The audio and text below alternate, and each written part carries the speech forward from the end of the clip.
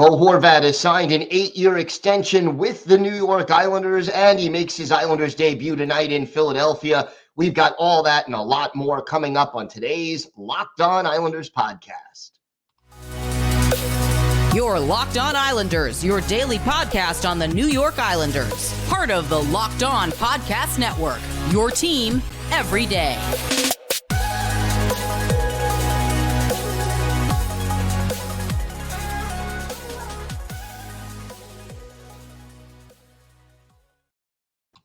And welcome, everybody, to the Monday edition of the Locked On Islanders podcast. Gil Martin, so glad you could be with us today and be part of the Locked On Islanders family. And thank you for making Locked On Islanders your first listen every day. We are free and available on all platforms. This episode is brought to you by FanDuel Sportsbook, official sportsbook of Locked On. Make every moment more. Visit FanDuel.com/LockedOn today to get started. Well, a busy weekend for the New York Islanders. We'll get to all of that, including the big Bo Horvat news. But first, if you've got something Islanders related on your mind, if you have a question for us, a comment about something we've discussed, or maybe a topic you'd like to see us talk about on a future episode of Locked On Islanders, feel free to send us an email. The email address, lockedonislanders@gmail.com. And if you leave your first name and where you're from, we are happy to mention you on the show when we talk about whatever it is that's on your mind. You could also follow the show on Twitter at Locked On Isles, and you could follow me, Gil Martin, on Twitter at Ice Wars, NYR_VSNYI. We'll keep you up to date on all the latest Islanders news, notes, and happenings, and I am live tweeting during nearly every Islanders home and road game, so join me for some instant insight and analysis. And it's always great to talk Islanders hockey with fellow Islander fans, game time or anytime. So please do reach out. And of course, you could always also comment on our YouTube page. So we have got a lot going on, but the big news over the weekend announced on Sunday, Bo Horvat, before he even played his first game in an Islanders uniform, unless you count the All Star Weekend competition, he has signed an 8-year extension with the New York Islanders. So the drama of whether or not Bo Horvat is a long-term piece of this team, that has been settled.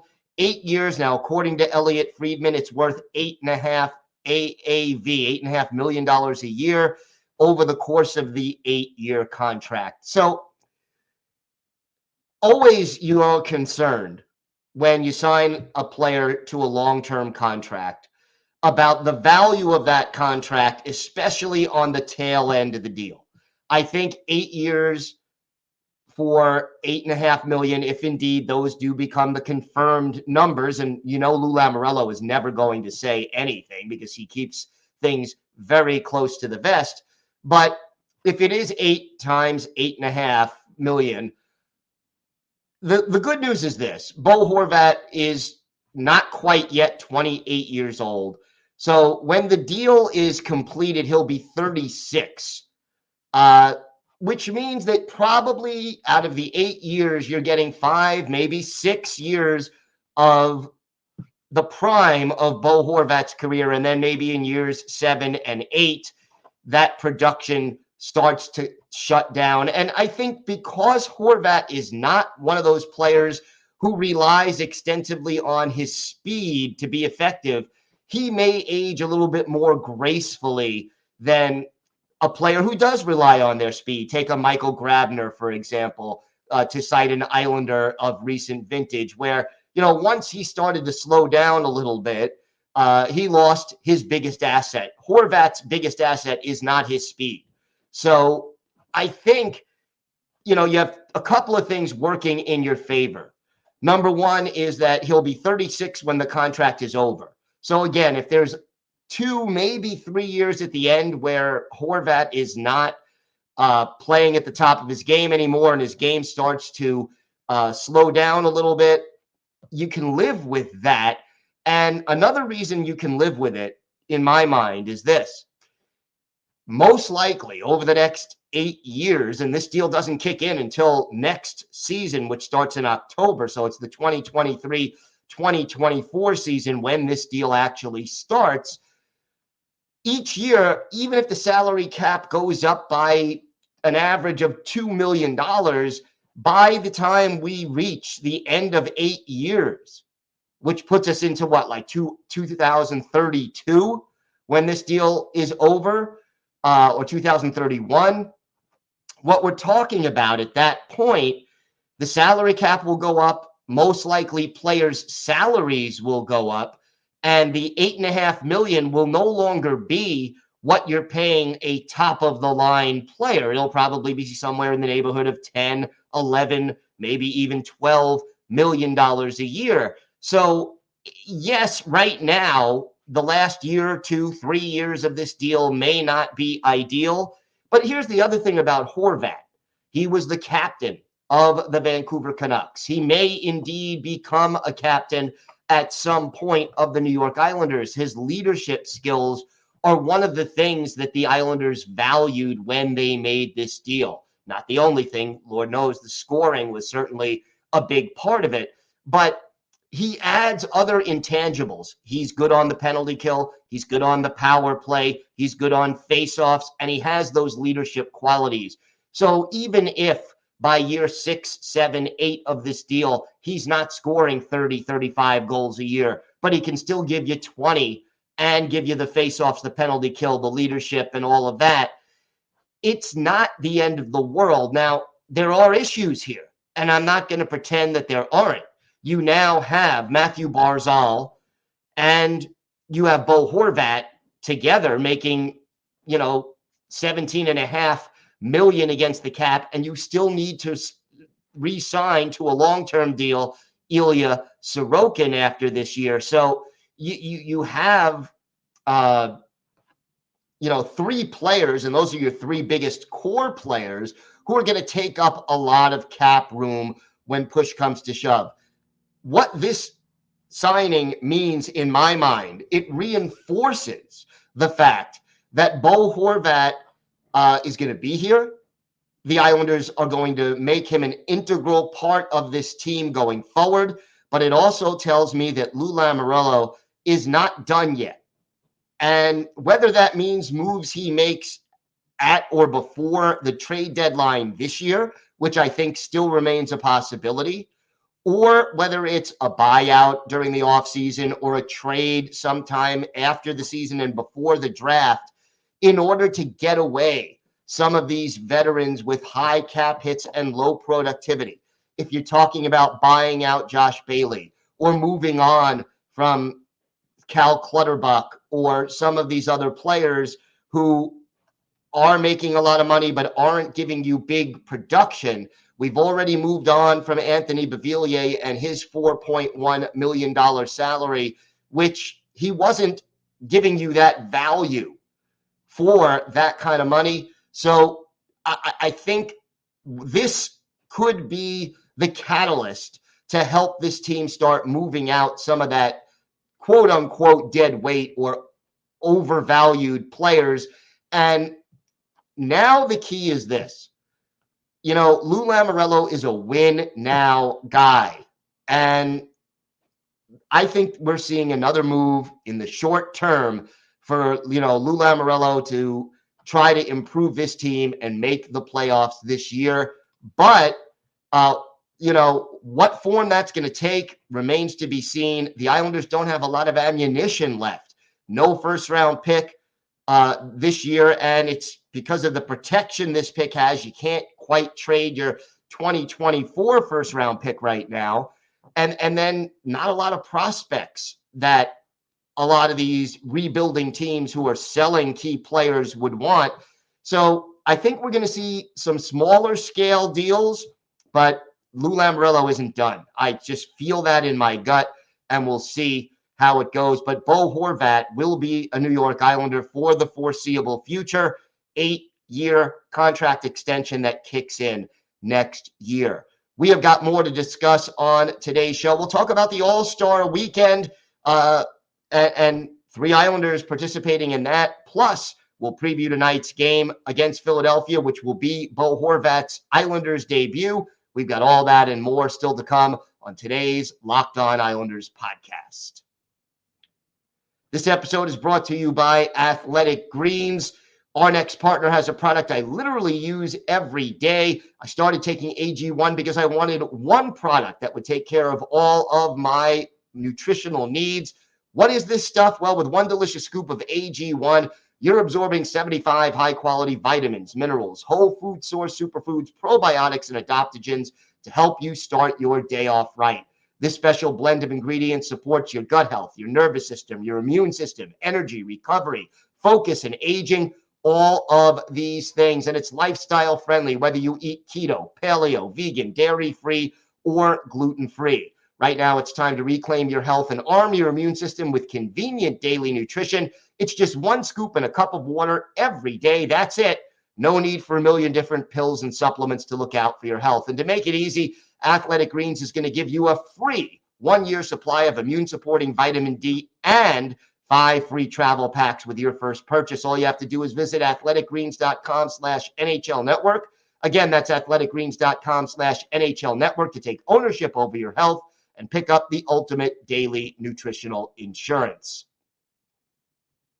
So the All-Star Weekend is come and gone, and before I get to the NHL All-Star Weekend, I wanted to mention something about the AHL All-Star Weekend, which is supposed to be played today, Monday. Well, Samuel Bolduc, who is one of the two Islanders who were going to be representing the Bridgeport Islanders at the AHL All-Star Game. The other one is Ishkakov. So we have those two players who are going to represent. But Bolduc not going to be available. The Islanders, Bridgeport Islanders, made that announcement on Sunday. And now we have a situation where it looks like that means that Noah Dobson is probably still not going to be available tonight, or at least the Islanders have questions as to whether or not he'll be available tonight. So that means Bolduc will probably be back with the Islanders. Whether or not he plays or Dobson plays remains to be seen, but Samuel Bolduc not going to participate in the AHL All-Star Game. Ruslan Ishkakov is going to be the only Bridgeport Islanders representative at that game in Laval, Quebec. Would have been great for Bolduc, who is from Laval, but not going to happen this year for him. And believe me, I'm sure he's more than happy to go back up to the big club and play in Philadelphia tonight rather than to be at the AHL All-Star Game, even though that would be a nice honor and good for him being in or near his hometown. As for the NHL All-Star Game, Bo Horvat, Brock Nelson, Ilya Sorokin were the Islanders' 3 representatives. Horvat still playing for the Pacific Division because that's when he was selected, and he did record an assist representing the Pacific Division, but they lost to the Central Division. Metropolitan Division also losing in the opening round-robin round. So, the Islanders representatives did not get a lot done. It was a 10-6 loss to the Atlantic. Basically, Brock Nelson was on the ice for 5.5 minutes. Sorokin, 13 shots faced, 5 goals in. He played the second half of the game. Igor Shesterkin, his friend and goalie of the Rangers, playing on the first line. Now, Brock Nelson did win the most accurate shot competition. And I got to say this, for those of you who watched the skills competitions on Friday, first of all, the way they set it up really didn't make a heck of a lot of sense because the events were not coordinated in a way where it went from start to finish. So you would see a couple of people doing the hardest shot competition, and then they cut to the fastest skater competition, and then they go back to the hardest shot competition, and the flow of each event was really lost. So, memo to ESPN, figure this out, but you got to keep it a little bit more interesting and a little bit more consistent so fans can follow each event as it unfolds rather than cutting and going back and forth. The experience itself, well, Brock Nelson certainly enjoyed it. A lot of excitement and memories getting out there with Sid and Ovi, Sidney Crosby, Alexander Ovechkin at the end of the game was pretty cool. I lined up and said, this is pretty legit. Seeing how much fun my son Beckett had, meeting guys, that's number one for sure. I think the whole family had a lot of fun, so it meant a lot. Bo Horvat, meanwhile, noticed that there were a lot of fans out there wearing Islanders jerseys with his name and number, new number 14, and he appreciated that. He said, it's really heartwarming. I mean, to see fans actually have my jersey on already, and it's been 4 or 5 days, it's just pretty crazy. It's humbling, and I'm just really fortunate that I'm going to an organization and team's passionate fan base again like that. I'm really looking forward to it. Now, those quotes come before he played a game for the Islanders and before he signed that contract extension. So, you add even more to it after that announcement. And here again, Horvat, his quote, it was great, but at the same time, I want to get going. Enough is enough. Let's go start playing some games and getting to know the guys. I want to start playing hockey again. So I'm really looking forward to get there tomorrow. Well, guess what? Tomorrow is now today, and the Islanders and Flyers will be playing. So the All Star Weekend, even though the Metropolitan Division was one and done, losing to the Atlantic, still fun. And congratulations to Brock Nelson for the most accurate shot. Now he just needs to shoot the puck and use that accuracy more in game situations. That is always a plus. And, again, I am looking forward very much to seeing what Lane Lambert does when putting together line combinations tonight against the Flyers. And again, keep in mind, it is very possible that what we see tonight, as far as who's on a line with Horvat and do they keep the, Nelson, Lee, and Palmieri line together, all of these things, if it doesn't work out, they are subject to change. So don't get angry or frustrated if Bo Horvat doesn't produce any points in his first game, or if the chemistry with his new line mates looks off. It is a little bit of a process. He will need some time. I'm sure he'll be very energetic and excited about tonight's game. So he'll have a little extra energy and a little extra juice tonight. But, give it a week or two, give it 5 or 6 games so he can get used to the system, get used to his teammates, get acclimated to the line mates that he'll eventually have, get some practice time under his belt, and then we'll kind of get a better idea of how Bo Horvat fits into this Islanders team. And, we did mention it on Friday's show, but the next 5 games or so, 4 of them are against teams that if the season ended now, would not be in the playoffs. You have at Philadelphia tonight, Seattle back at the UBS Arena on Tuesday, home for Vancouver Thursday, and then in Montreal Saturday, and then home for Ottawa on Valentine's Day. So, in this stretch of 5 games, 4 of them are against teams that are not in the playoffs. 3 out of the 5 are at home. If you can go 3-1-1 in those 5 games or better, you're setting yourself up for a chance to really get back into the playoff hunt, and you're kind of giving Bo Horvat a chance to gel. And then when the competition gets tougher, 2 games against Pittsburgh, a game against Boston, a game against Winnipeg, all of that coming up later on in the month of February, hopefully by then he's found his comfort zone, he's found his stride, and the team goes on from there. We have got a lot more to get to on this episode of the Locked On Islanders podcast. We'll preview tonight's game against the Flyers.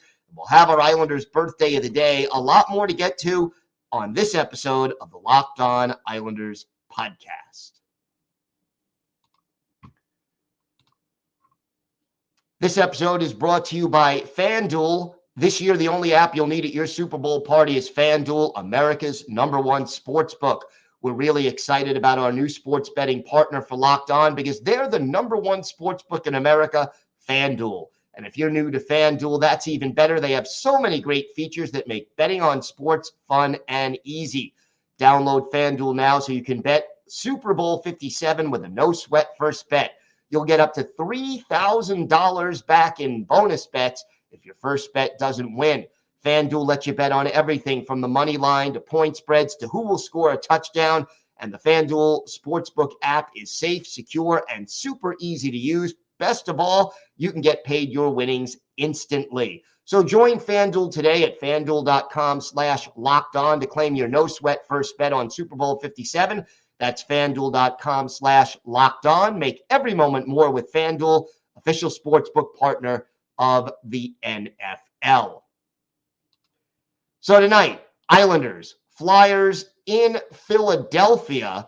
And the Flyers, they are, believe it or not, 4 points behind the Islanders with a game in hand. They have 51 points in 51 games, which places them at NHL 500, coming off a 4-0 shutout win in Winnipeg, which is pretty impressive. That was back on January 28th. So like the Islanders, they had their bye week last week. They'll be rested. The question is, what kind of Flyers team are we seeing? This is a team that has been hit hard all season by injuries. Players they were hoping to see, like Sean Couturier, out for the year. Cam Atkinson, Ryan Ellis may never play again. There's a lot of players who are missing from this lineup, and yet John Tortorella has his team at least playing hard every night. They're not a very deep or talented team. They are 26th in the league in goals scored, 20th in goals against. Their power play is a little better than the Islanders, but not much. 29th in the league with a 16% power play conversion rate. Their penalty kill more middle of the road at 18th, 77.3% kill rate. Their best player in my mind is Carter Hart, their goalie. He's 15, 14, and 8 this year, but a 2.88 goals against and a 9.11 save percentage on a team that isn't always the strongest defensively. And then you look at his backup, Felix Sandstrom, who was 1-7-1 on the year, 3.45 goals against, 8.86 save percentage. That'll give you an idea of how important Carter Hart is to this team, and he's coming off that shutout over Winnipeg, which was the Flyers' first shutout of the year, and obviously Carter Hart's first. Kevin Hayes was their all-star representative. He has 15 goals, which is second on the team, and 45 points. He has 30 assists to lead them. Travis Konecny is their leading goal scorer with 24 and their leading point getter with 49. Tony DeAngelo, 30 points. Scott Lawton, 29. Owen Tippett, 28. So there's a little bit of balance on this team, even if they are not filled with a lot of snipers right now. And the one thing you can count on from a John Tortorella coach team, love him or hate him, and I know most Islander fans are not big John Tortorella fans, but love him or hate him, at least for the first couple of years, Tortorella usually does get a lot out of his players as far as making them play hard and hustle. His message does tend to wear thin after a while, but right now, John Tortorella has the Flyers at least playing hard. We look at the lineups. Morgan Frost centers James Van Riemsdyk and Owen Tippett on the top line. Noah Cates, Joel Farabee, and Travis Konecny are the second line. Scott Lawton, Kevin Hayes, and Kiefer Bellows, the third line. Patrick Brown, Nicholas Deslauriers, and Justin Braun, the fourth. Ivan Provorov and Cam York are the top defense pairing. Travis Sanheim and Tony DeAngelo, the second pair. And then Nick Seeler and Rasmus Ristolainen, the third pairing right now. The goaltenders, as I mentioned, Carter Hart and Felix Sandstrom. Islanders should have an interesting matchup with the Flyers. We know this is a divisional game. This is a rivalry game, and hopefully the Islanders are prepared and ready to play Lane Lambert, your team has had a week off. There is no excuse for this team not to be ready to go tonight against the Flyers. And the one thing you can't do is let the Flyers outwork you. Let's hope the Islanders are equal to that task. Time now for our Islanders' birthday of the day. And today is the 42nd birthday of former Islanders forward Andy Hilbert, the native of Howell, Michigan, originally drafted by the Bruins in the second round in 2000. Had 2 solid seasons with the University of Michigan before turning pro in 2001-2002 with the Bruins. Joined the Islanders after brief stints in Chicago and Pittsburgh, and was an Islander from 06-07 through the 08-09 season. 08-09 is most productive goal scoring year, 11 goals, 27 points in 67 games. He had 28 points in 81 games in 06-07 and played in all 5 playoff games that the Islanders played in that year. Andy Hilbert, one of those third or fourth line type of forwards, responsible defensively, not dynamic offensively in the NHL for his career. 307 games, 42 goals, 104 points, and 132 penalty minutes. Add 10 playoff games with 1 goal, that goal coming with Boston. He did have 5 playoff games with the Islanders and 2 penalty minutes in those games. So Andy Hilbert is our Islanders' birthday of the day. We wish him a very happy and healthy 43rd birthday. Hilbert, again, an Islander for 3 seasons in the late 2000s. That's going to do it for this episode of the Locked On Islanders podcast. I am very excited about tonight's game. It should be a good one. Tomorrow, we'll be back with our key takeaways from the game in Philadelphia, including our unsung hero of the game and go to the game. And, of course, we'll have a full preview of Tuesday's game against the Seattle Kraken. Until then, have a great day, everybody. Stay safe. And, of course, let's go Islanders.